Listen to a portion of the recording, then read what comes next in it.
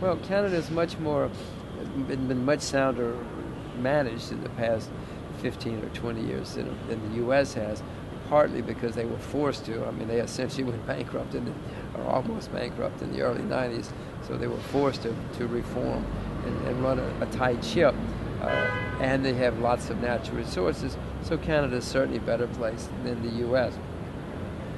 I would be a little bit worried about Canada. I suspect you're going to see real estate problems there. They've had a real estate almost a bubble, dare I say bubble. I mean, things have gotten really hot in Canada, so I suspect you're going to see some problems in finance and in mortgages and even in home ownership in Canada in the next few years.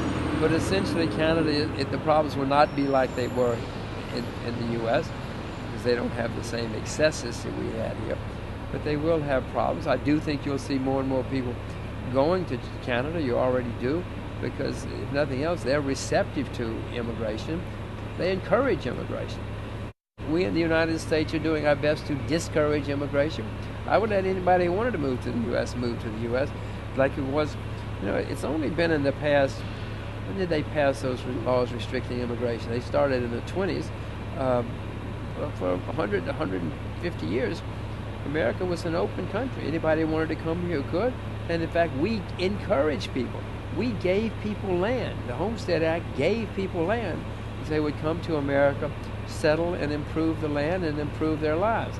The Canadians are doing some of that now. They are encouraging people to come to Canada. They want immigration. And immigration is good for a country.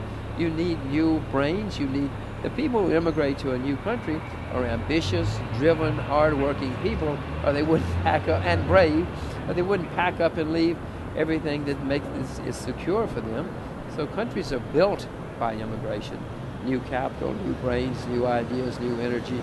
I'm all for immigration. Well, the Canadians are much more receptive to immigration. Now we in the U.S. are going the other way and starting to close off.